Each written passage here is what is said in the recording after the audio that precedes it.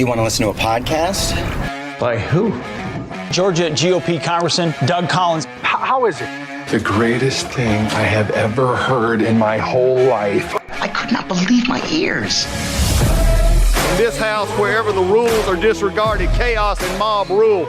It has been said today, where is bravery? I'll tell you where bravery is found and courage is found. It's found in this minority who has lived through the last year of nothing but rules being broken, people being put down, questions not being answered. And this majority say, be damned with anything else. We're going to impeach and do whatever we want to do. Why? Because we won an election. I guarantee you, one day you'll be back in the minority and it ain't gonna be that fun. Good morning, folks. Welcome to the Doug Collins Podcast. My name is Chip Lake. I will be your guest host today.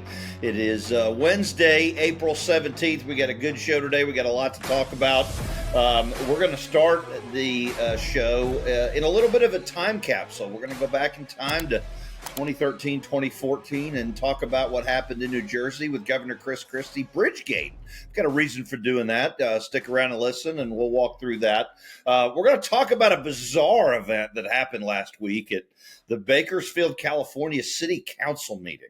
I don't know if you guys saw that, but we're going to set the table and go over. There's a reason we're talking about what happened on the Bakersfield City Council, so we'll touch on that. Staying in the state of California, Southern Cal, USC, the Trojans, they have a valedictorian who the leadership brass at Southern Cal has made a decision on Monday and just kind of hit news a little bit yesterday. And this morning I saw some activity on it that the valedictorian is not going to be able to speak at the May commencement ceremony. So we'll talk about that. And then we will end the show and we will talk about the developments that happened in the House yesterday with Thomas Massey from Kentucky announcing that he would co-sponsor a motion to vacate the chair. So stick with us and we'll touch on we'll touch on all those issues and more. We'll be back in just a minute on the Doug Collins Podcast. Hey, folks, when you look out and you see the country and just the disarray it is, you see the Biden administration, you see the wholesale prices have just went through the roof again. Inflation is tearing us up. If you have your finances all impinged in just a few areas, if you're just in stocks and bonds and you're not diversified, I got some news for you. You need a navigator. You need somebody to help you get to where you need to go with those finances. And I can't think of anybody better to do that than my friends at Legacy Precious Metals. You need precious metals in that portfolio. You need gold and silver. And Legacy Precious Metals, the folks there, they're the navigators. They know how to deal with tough times. They know and how to look ahead and take your personal situation and make it something that can be workable for you in the long term, because that's at the end of the day, that's the one you're most concerned about. You need to make sure that your personal finances and your retirement are secure. You need folks like Legacy Precious Metals helping you in that. They will take the time to learn you. They'll learn your finances. They'll learn where your investment goals are, and they'll help you get there. And metals and gold right now in this kind of crazy inflation, in this kind of crazy economy with the Biden's economy is just, you need that help. And Legacy Precious Metals is the one to do that. So give Legacy Precious Metals a call, 866-528-1903, 866-528-1903, or you can always visit them online at legacypminvestments.com, and you can download their free investor's guide. Legacy Precious Metals, they're the ones you need. They're the navigators to help you through these turbulent times. You might have heard Mike Lindell and MyPillow no longer have the support of the box stores or the shopping channels as the way they used to. They've been part of the cancel culture, so they want to pass the savings directly on to you by having a $25 extravaganza. When Mike started MyPillow, it was just one product company. With the help of his dedicated employees, they now have hundreds of products. Some of you may not even know about that. So to get the word out, I want to invite my listeners to check out the $25 extravaganza. 2-pack multi-pillow use My Pillows are just $25. My Pillow sandals, $25. Their 6-pack of towel sets, $25. Brand new 4-pack dish towels, you guessed it, just $25. And for the first time ever, the My Pillows with all new Giza fabric, just $25. All orders over $75 will see free shipping too. This amazing offer won't last long, so go to mypillow.com and use the promo code Collins, that's COLLINS, or call 800-986-3994 today. That's promo code Collins. Okay, folks, thanks so much. We're going to get started in a time capsule, and James is going to join us in a minute. Before he does, let me talk about, I want to go back in time and talk about Bridgegate. I'm sure everybody that is listening to this podcast remembers Bridgegate, but I'm going to walk through some of the timeline and the details on Bridgegate because I think it's important to look at kind of events that happened in the past to talk about how they relate to events that are happening now. And so Bridgegate, if everybody remembers, was a political scandal in the state of New Jersey in 2013 and 2014, and it involved a staff member and political appointees of then Governor Chris Christie, colluding to create traffic jams in Fort Lee, New Jersey by closing lanes at the main toll plaza for the upper level of the George Washington Bridge. So on September 9th of 2013, 2 of the 3 toll lanes for local street entrance were closed during the morning rush hour. And for those of you who have ever been over that bridge, there's a lot of traffic. There's a lot of traffic trying to get on that bridge without the toll lanes closed. 2 out of 3 toll lanes is going to make it an absolute standstill and a traffic nightmare. Local officials, emergency services, and the public were not notified of the lane closures, which Fort Lee declared a threat to public safety. The resulting gridlock ended when the 2 lanes were reopened on September 13th, 3 days later, by an order from Port Authority Executive Director and Democrat from New York, Patrick Foy. He said that the hasty and ill-informed decision could have endangered lives and violated state and federal laws. So, well, why were the toll lanes blocked? Well, it's been suggested that these lanes had been closed to cause a massive traffic problem, and if that was the case, and afterwards it was deemed that it was, that certainly succeeded. So it was for political reasons, and especially theorized that they were a retributive attack against the mayor of Fort Lee, Mark Sokolich, a Democrat who had not supported Christie as a candidate in his 2013 reelection as New Jersey governor. So there were investigations into this lane closure that centered on several of Christie's appointees and staff, including David Wildstein, who ordered the lanes closed, and Bill Baroni, who had told the New York Assembly Transportation Committee that the closures were for a traffic study. An investigation led by the U.S. Attorney resulted in a 9-count indictment against Bridget Ann Kelly, who was the deputy chief of staff to Governor Christie at the time, Bill Baroni, and David Wildstein as well. Wildstein entered a guilty plea, and he testified against Baroni and Kelly, who were found guilty on all counts in November of 2016. David Sampson pleaded guilty in 1 felony count of conspiracy in July 2016 for acts unrelated to the lane closures, but unearthed by the federal Bridgegate investigation. So, James, why do I bring up Bridgegate? Any idea why I would start the show on Wednesday, April 17th, and talk about a scandal, a political scandal that happened back in the year 2013? If I had to take a guess, it has something to do with bridges. The gentleman is correct. James always is a provider of wisdom here on the Doug Collins podcast. Look what happened. I want to go back. I want to talk about what happened on Monday. Now, James, let's remember what happened this weekend, and I'm talking about something other than the Masters. On Sunday, Iran attacked Israel. Now, Israel, with their missile defense and air defenses, were able to thwart a lot of those incoming drones, and it was able to thwart a lot of that attack.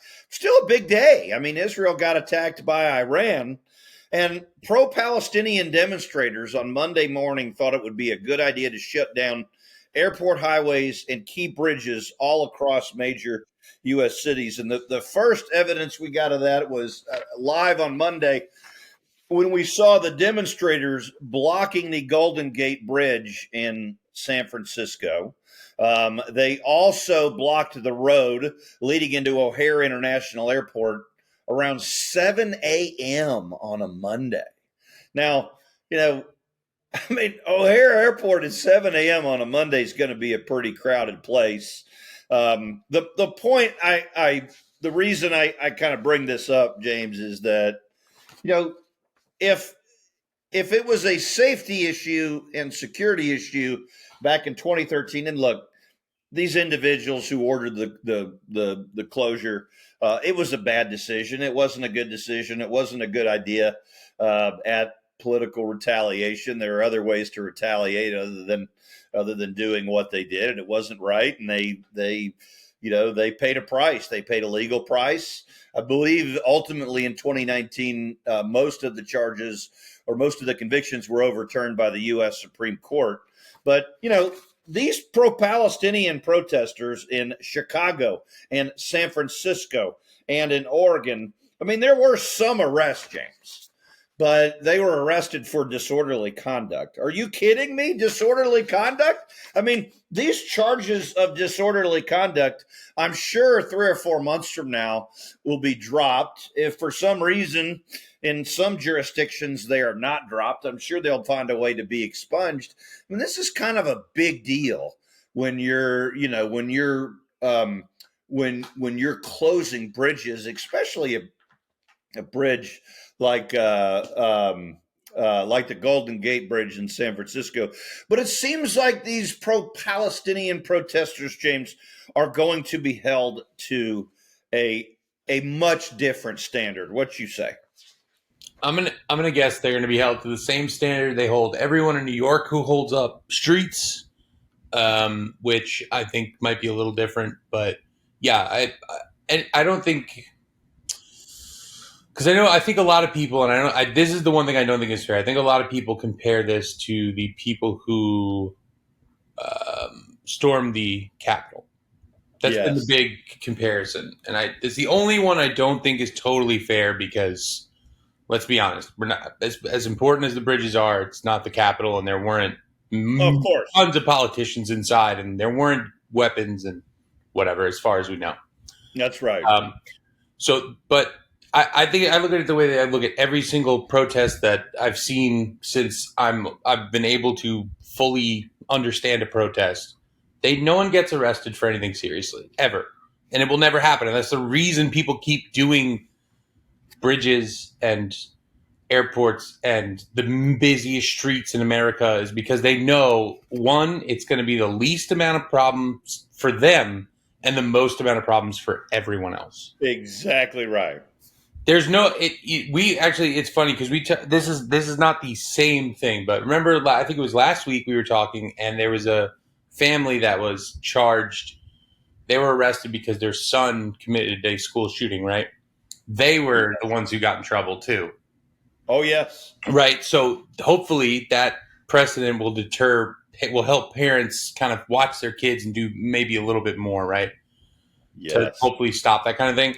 There's nothing comparable to that for you can't just be like, all right, we're going to take out the leader of the protest and then they'll stop doing, like, there's nothing.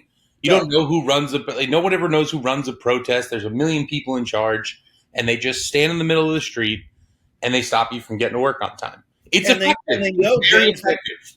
Yes, and they know to do this in what I would call, liberal jurisdictions, Democrat jurisdictions, because the police in liberal jurisdictions and the leadership in these Democrat jurisdictions are going to be much kinder on and have much more patience with the protesters than if you did that. I can assure you. Look, I'll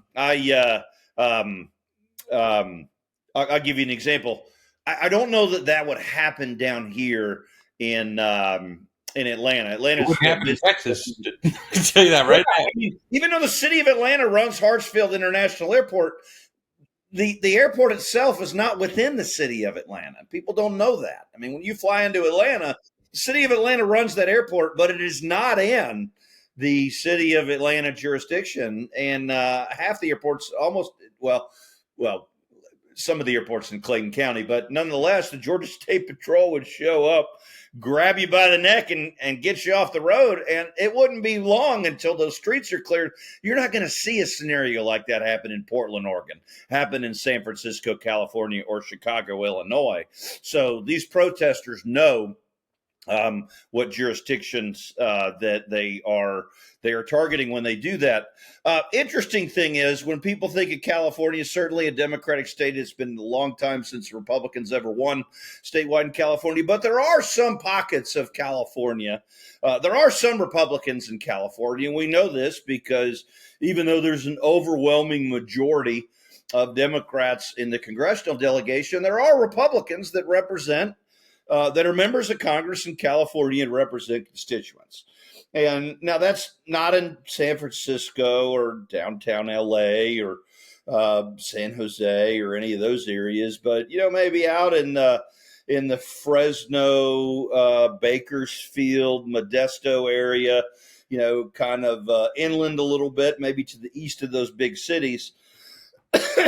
And speaking of pro-Palestinian protesters, and this just underscores really the whole show today kind of underscores the pretzel that the Democratic Party has tied themselves into with the base. And you can really see this week why Joe Biden's having such a difficult time, dealing with trying to be a defender of Israel and trying to please his base on the left.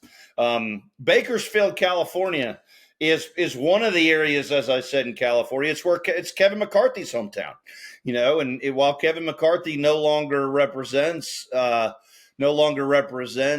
Bakersfield in Congress, his successor is a Republican, and it's a Republican area. But there was a city council meeting last Wednesday, James, and most city councils all across this country, there is a general public comment section at all of these meetings. So if you show up at the meeting and you show in most jurisdictions, you have to show your driver's license to prove that you're a constituent. I probably couldn't show up at a Bakersfield City Council meeting and make public comment because I'm not a resident of Bakersfield or California. But they had public comment last Wednesday. And a lady by the name of Riddhi Patel decided she would stand up and comment on a resolution that was before the Bakersfield City Council to adopt a ceasefire in Gaza.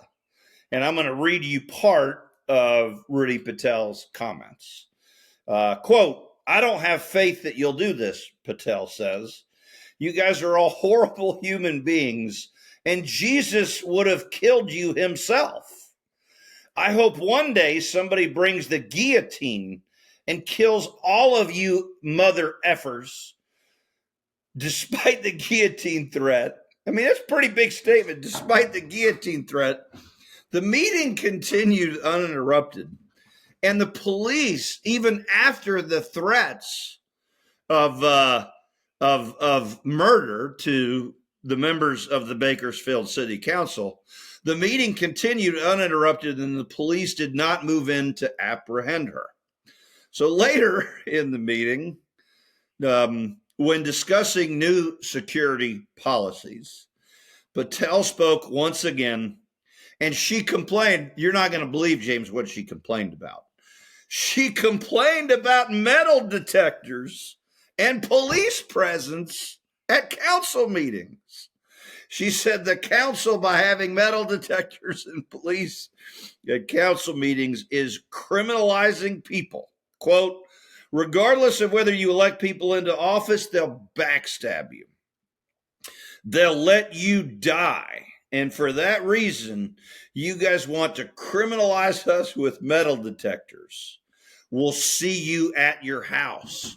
We'll murder you." So finally, after these comments, James, they took Patel into custody. They booked her into a pretrial facility and she was booked on 2 offenses: threatening with intent to terrorize and threatening state officials. So, James, she spoke twice in that meeting, and I guess she felt like she didn't make her point the first time she didn't make it clear the first time when she wanted to. So she doubled down the second time. There's nothing more ironic than saying, "How can you treat us like criminals? I'm going to murder you." Yeah.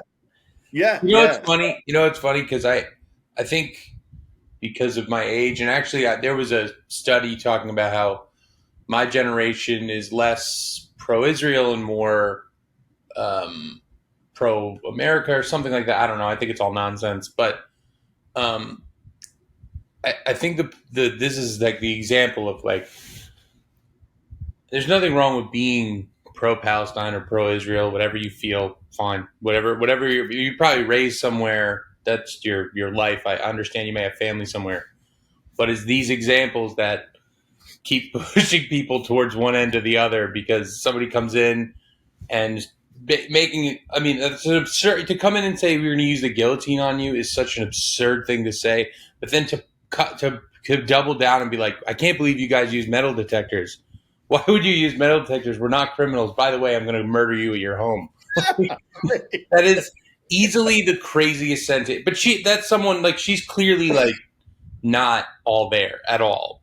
She's not. She's whatever line, whatever part of her is like missing. It's very clear. First of all, they let anyone speak at these events, so you're a citizen. You have the right to say whatever you want. And she went for it. And she went for it twice, not once, but twice. I mean, I don't know.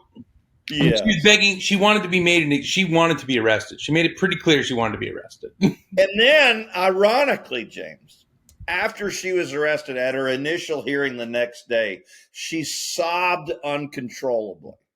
And that to me shows the complete lack of accountability. Yeah, because she didn't know what she was like, if I know that like that there, you know what I always think? I think that's someone who always got away with whatever they wanted to say.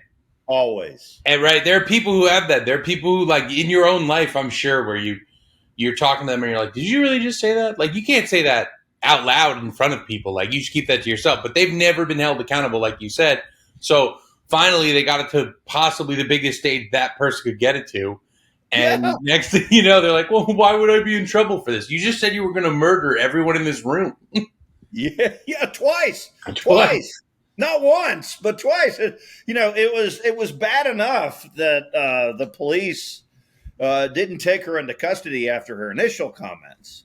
But then they let her speak again. And then they took her into custody. I imagine there are so many people that have her like that mentality of like, I'm going to go into this forum. I'm going to say something wild because I know it's just words and I can't get in trouble.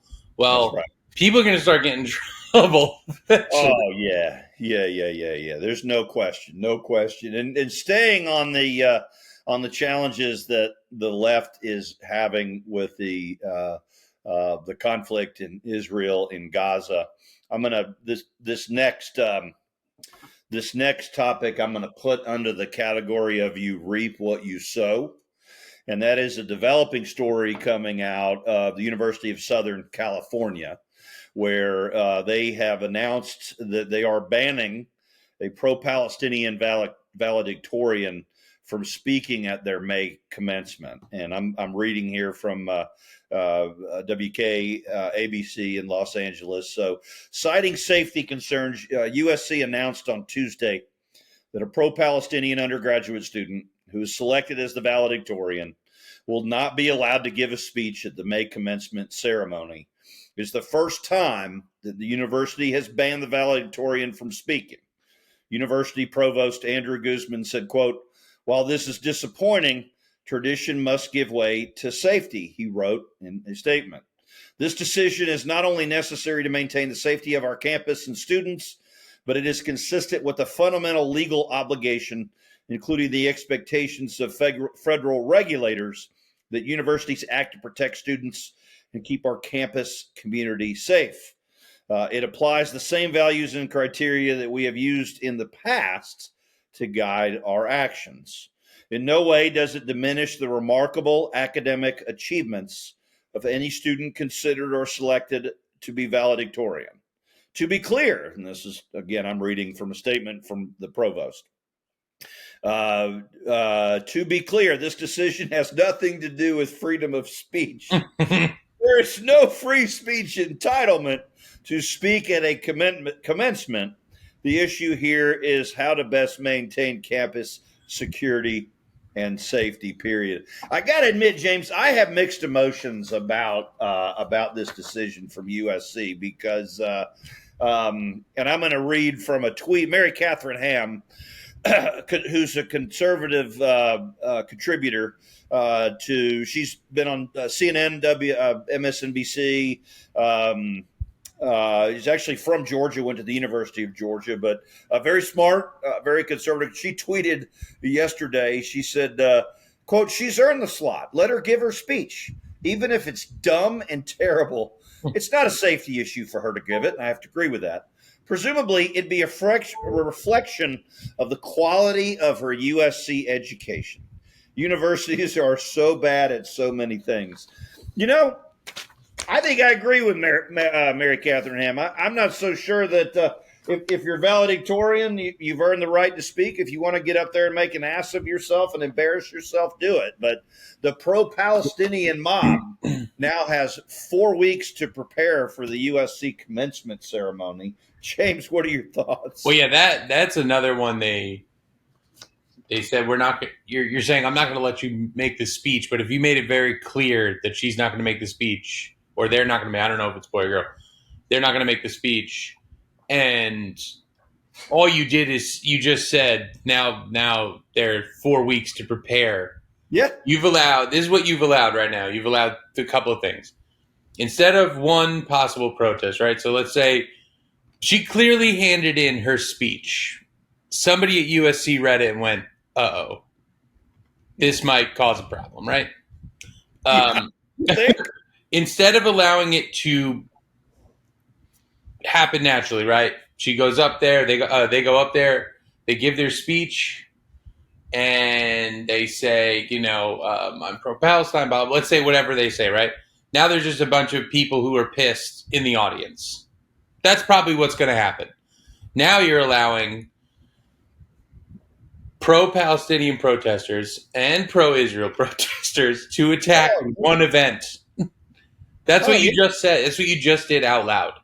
Yeah. You said that out loud, and you told them, hey, Israel protesters, go get your stuff ready. Palestinian protesters, go get your stuff ready. Show up to this event and make it more of a scene than it could ever be at USC, one of the biggest schools in California and the country. Yeah, completely. That's all they did. It's crazy. Yeah. So I'm curious to see where this goes. They just made the announcement early this week, and so I wouldn't be surprised, James, if they retract and have to give her, because I got to say I've been to a lot of commencement ceremonies in my lifetime, both in high school and in college, and I think at every one of those commencement ceremonies, the valedictorian had an opportunity to address his or her classmates, and so so I just I chuckle. I shouldn't, but I do, because it again, this whole show's kind of underscored this show. Not the whole podcast, but the show on the podcast has highlighted the problems that the left has with the situation in Israel. Can I ask you a question, Chip? Because I genuinely don't understand this. I'm just curious. Maybe it's because I'm super naive, but this has been an Israel-Palestine issue, the Gaza Strip. It's been that way for God knows how long, but also since October, since that attack happened. Yep. Why is Iran involved? Where did this come about? Well, Iran had an attack on one of their consular facilities. Oh, that's what. That's what, because there was an American. Is that the one where there was an American there? No, they had an attack on their consular facilities that they blamed Israel for. Oh. Now, Israel didn't take credit and is denying that they were responsible for that attack. But, I mean, look, Iran has never been, close to Israel. Sure. Israel, this whole situation in Israel has kind of highlighted where they sit geographically with a bunch of Arab countries around them. And but yes, the impetus that Iran used for justification basis for the attack was the attack on their consulate. Okay, got it. All right. I was just curious because this felt very random to me, but I don't pay it. I try to be honest. I try to avoid watching most news because it's depressing. But but yeah, I was just curious because it just seemed like it was very much like, yeah, there's an attack coming, and you're like, what? I'm sorry. Yeah. Okay, I guess if you guys already know. They didn't really announce their attack, but everybody knew it was coming. Yeah, immediately. Yeah. They were like, yeah, there's one coming. Everyone's like, wait, what do you mean? They're like, don't worry about it. And luckily they handled it, pretty swiftly, but. Indeed, it was a little bit different. All right, well, we're gonna kind of pivot off of the Israel-Palestinian conflict, and we're gonna close up just kind of coming back, James, talking about an issue that you and I talked about a week ago, and that is the situation in the U.S. House of Representatives. And I'm gonna kind of put this topic under the category of 3 strikes and you're out. And I say that because all it takes right now with the numbers in the U.S. House of Representatives to vacate the speakership, assuming that the Democrats don't help, and we'll talk about that a little bit, is 3 Republicans. And, last week we talked about Marjorie Taylor Greene being a Republican who was very vocal and had filed a motion to vacate the chair. And now, as of yesterday, Thomas Massey from Kentucky has joined the chorus. And Massey said this yesterday. Massey said, he told CNN yesterday, I've asked him, meaning Speaker Johnson, to resign. He said he would not. And then I said, well, you're the one who's going to put us into this, because the motion is going to get called up, okay? Does anybody doubt that? The motion's going to get called up, and then he's going to lose more votes than Kevin McCarthy. And I've told him this in private like weeks ago. Now, remember, Kevin McCarthy lost 8 votes, and all of this conflict centers around Johnson bringing up which he hasn't brought up yet, but it's likely he will tomorrow or Friday, a separate aid package for Israel, a separate aid package for Ukraine. And it's going to be interesting to see what happens, because both of those, the Israel package will pass because there's certainly members of both parties who want to support Israel. There's members of both parties that don't, but it's a smaller number.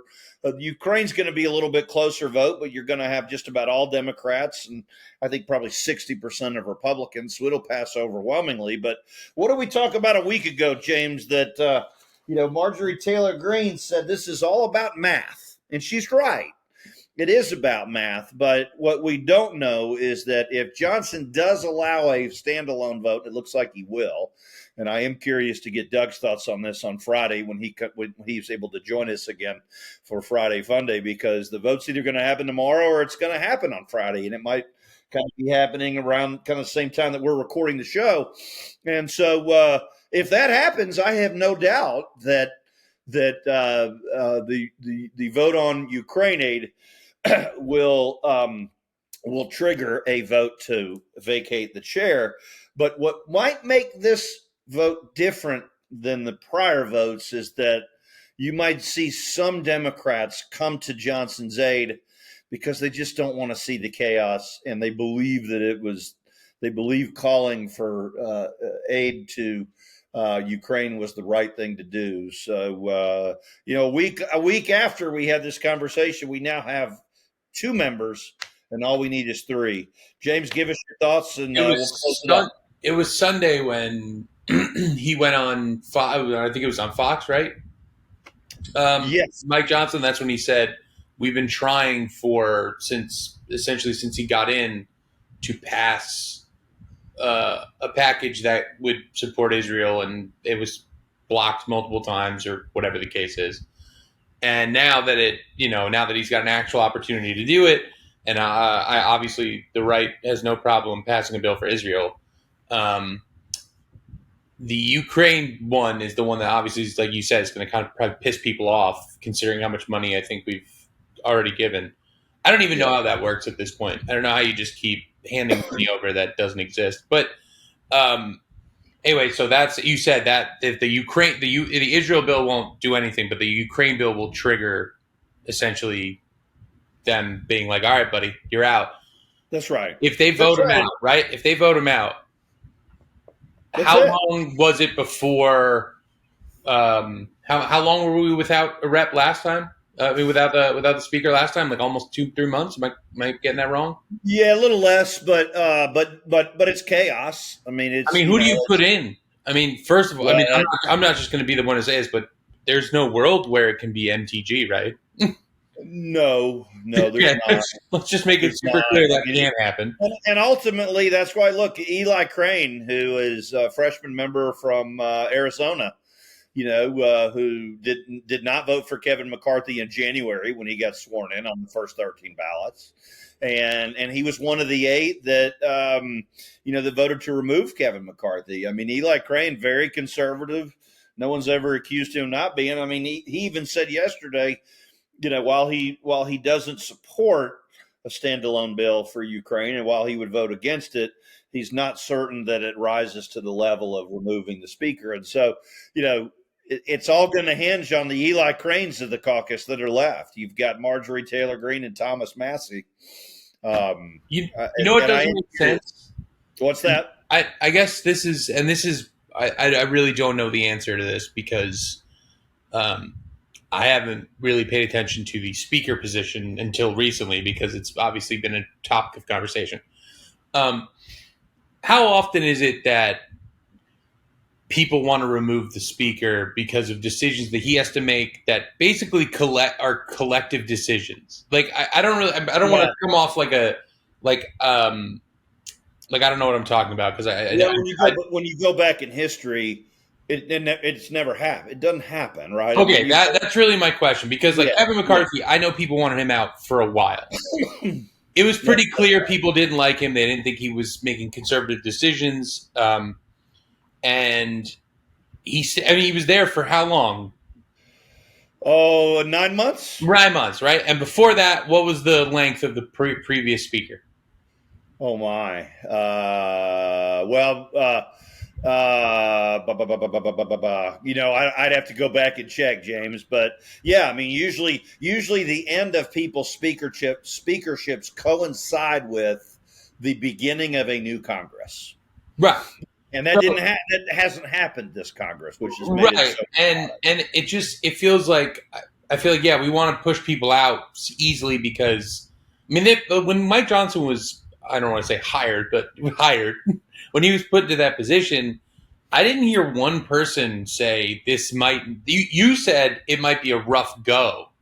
Yeah. Because you knew what was coming up. But no one was like, this guy's going to be a terrible conservative. And that's what it seems like they're attacking him for. Well, and remember, one of the things that Kevin had going against him is that it was personal with some of the members with Kevin. For sure. Absolutely. Vice versa. They just said, it's not personal. I mean, everybody gets along with Mike Johnson. He's one of the nicest guys in the whole body in either party. And so, that's why I'm like, that's the only confusion I have. I'm not saying that I know the spending bill was like the Charlotte broke the camel's back. I get that. I understand that. But was it unavoidable? I guess would be my question. Would anyone else in his position have been able to been like, no, we have to go through every bit of this bill. There's no way I can pass this. But it's not up to him only. It's not. And that's what I don't understand. I'm not defending him. I could care less who's in there personally. I don't know anybody. I don't know their policies. I don't care. Yeah, and Mike Johnson said, I mean, as soon as Monty Raju got the quote from CNN, was able to obtain the quote from Thomas Massey and was able to immediately go to Speaker Johnson and get his thoughts on what his colleague Thomas Massey had said. And Mike Johnson said, quote, "I'm not resigning." And it is, in my view, an absurd notion that someone would bring a vacate motion when we are simply trying to do our jobs. Is he wrong? I don't know. Is he wrong? He's not, but there's a former member of Congress in Bakersfield, California, that is probably having a chuckle, a glass of wine, and a cigar listening to the current speaker give that statement. They're like, yeah, go ahead. Enjoy it, bud. You want it. It's yours now. That's Kevin McCarthy. James, our time has flown by. Sure. We've covered a lot today. I'll give you the last word before we sign off on Wednesday, April 17th. And then we will have Doug and the whole gang back with us in 2 days for Friday's Finest. But, James, I'll give you the last word. Stop blocking roads. We got to get to work. Amen, man. Amen. Amen. And if you do block roads, we need to have local leaders and law enforcement with the courage to put some teeth to some of these consequences for some of these protesters and give them at least the threat of serious criminal consequences, or it's going to continue to happen. But anyways, I'm Chip Lake, guest hosting. Thanks for Doug for allowing me the opportunity to guest host. And as I said, James and Doug and I will be back on Friday for Friday's Finest. Thanks so much for listening. Take care.